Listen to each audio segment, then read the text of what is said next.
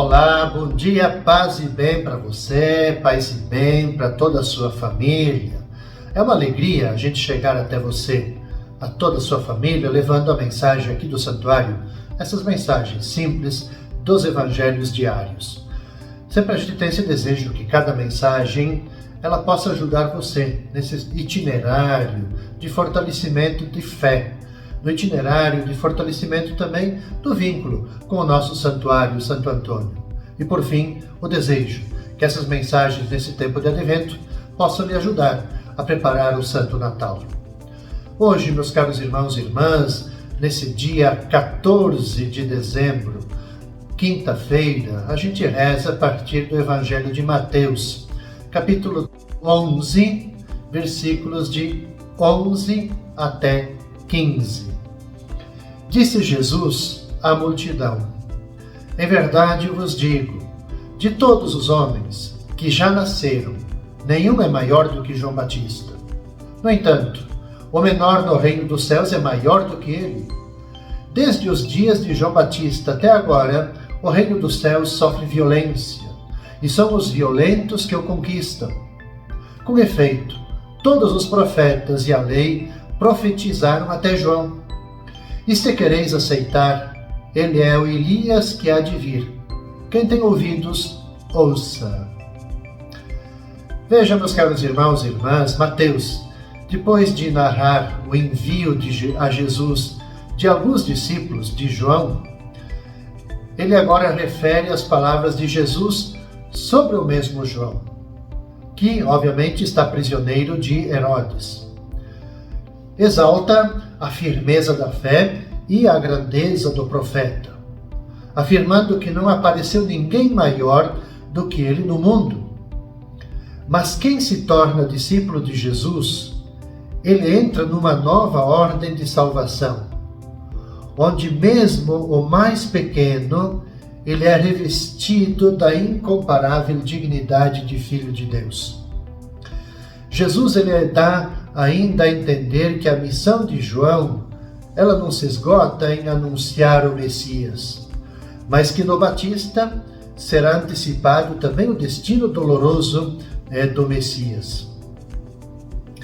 Segundo a mentalidade do povo, o profeta Elias, que é modelo de todos os outros profetas, ele devia voltar para preparar o caminho do Messias. Ora, o João Batista, ele é o maior dos profetas, porque ele impõe a si um regime de vida rigoroso. Nós escutamos sempre que ele fazia jejum, penitência, se vestia com peles de camelos, comia gafanhotos, ou seja, ele tinha uma vida austera. Mas ele anuncia com vigor a necessidade de mudar de vida, por meio de penitência, que ele mesmo fazia, e de arrependimento. E não obstante a grandeza de João, o menor dos discípulos de Jesus é maior do que ele, porque João pertencia, essa é o detalhe do Evangelho da quinta-feira, João, ele pertencia ao tempo da espera, da preparação, ao passo que Jesus, ele pertence ao tempo da realização das promessas. Porque, se pergunta, o Evangelho faz menção à questão da violência. Por que o reino de Deus sofre violência? Porque muitos, sobretudo os que detêm o poder, como Herodes, não aceitam a vinda de Jesus.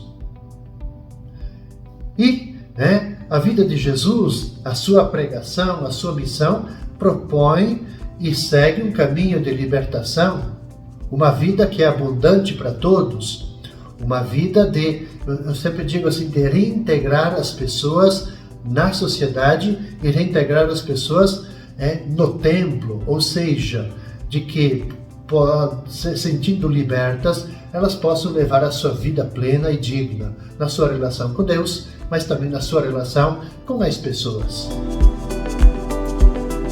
Na sexta-feira, meus caros irmãos, no dia 15 de dezembro, a gente vai rezar nesse nosso itinerário de advento com o Evangelho de Mateus, o capítulo 11, versículos 16 até 19. Disse Jesus para as multidões: com quem vou comparar esta geração? São como crianças sentadas nas praças, que gritam para os colegas dizendo: tocamos flauta e vós não dançastes. Entoamos lamentações e vós não batestes no peito. João veio, que não come nem bebe, dizem: ele está com um demônio. Veio o Filho do Homem, que come e bebe, e dizem: é um comilão e beberão, amigo dos cobradores de impostos e de pecadores. Mas a sabedoria foi reconhecida com base em suas obras. Veja, meus caros irmãos e irmãs, Jesus, nesse pequenino trecho, ele acentua a incapacidade dos seus contemporâneos, mas também, a gente pode dizer, dos mestres da lei, fariseus, para compreenderem a bondade do tempo presente, uma vez que não estão abertos ao novo. Por isso, Jesus faz essa comparação. São como crianças que não sabem se divertir, não sabem se lamentar. A parábola apresenta-nos esses dois grupos de crianças que contrastam entre si. O segundo grupo perdeu o interesse pelo jogo, ficou como que emburrado, a gente diria, mal-humorado, ainda antes de iniciar o jogo. Os contemporâneos de João Batista e de Jesus também comportaram-se de modo idêntico, devido à má vontade deles de não brincar, mas devido à má vontade deles de entrarem na dinâmica de acolher a mensagem, de acolher Jesus como Messias, como Salvador. Preferem se desinteressar, preferem não reconhecer. Penso que o advento, meus caros irmãos e irmãs, que a gente está vivenciando com muita intensidade, ensina a cada um de nós a desejar e acolher o Senhor. Mas é preciso estar disposto a acolhê-lo como ele se apresentar, e não segundo nossos sonhos e, quem sabe, critérios. Caso contrário, jamais o acolheremos, porque ele gosta de nos surpreender sempre. Se não se apresenta como sonhávamos, melhor, porque os nossos sonhos fecham-nos sobre nós mesmos, enquanto que a sua presença real e concreta nos faz sair de nós e nos põe em relação com o Pai, nos põe em relação com as pessoas.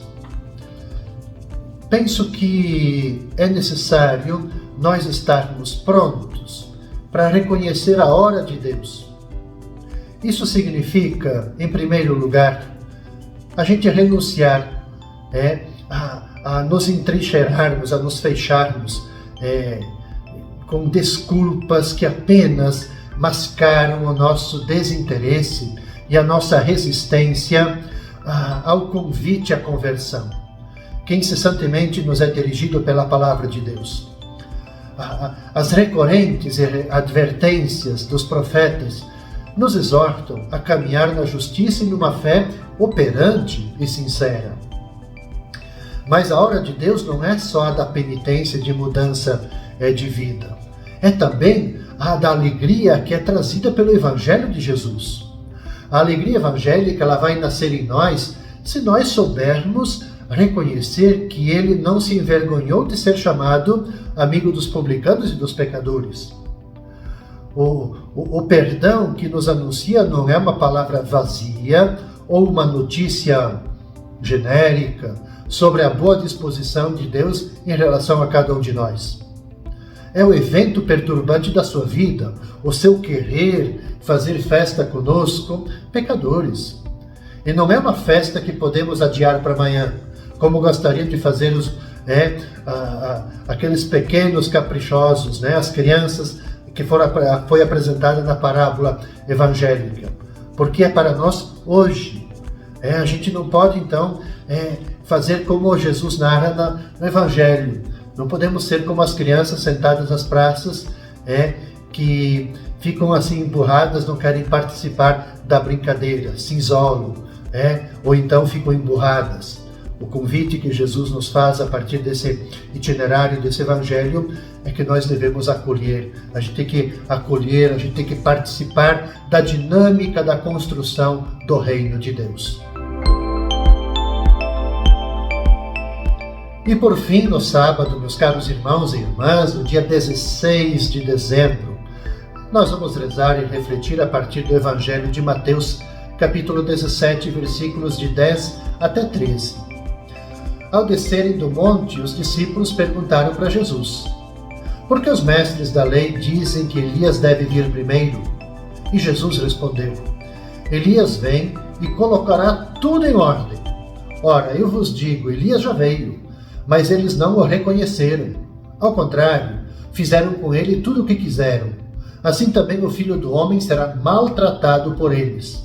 E então os discípulos compreenderam que Jesus lhes falava de João Batista. Caros irmãos e irmãs, ao fecharmos esse itinerário da segunda semana do tempo do Advento, o que nos fala o Evangelho? O que nos mostra?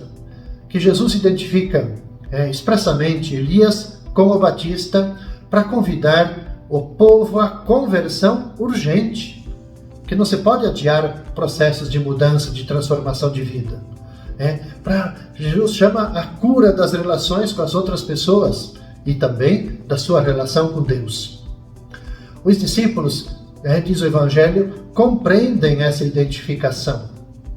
Parece claro que essa identificação ela não se reduz automaticamente das Escrituras, mas que se revelam a quem que é dócil, aberto à fé, está disposto a acolher a pregação de João, com o insistente convite à conversão e a preparação para o encontro com aquele que vem, o que vamos celebrar no Santo Natal. Os discípulos, por momentos, parecem compreender. Embora, quando a gente lê os evangelhos, o que nós vamos perceber? Que seguidamente eles voltem a cair na incredulidade. Veja que o profeta Elias, ele foi um homem repleto do Espírito de Deus.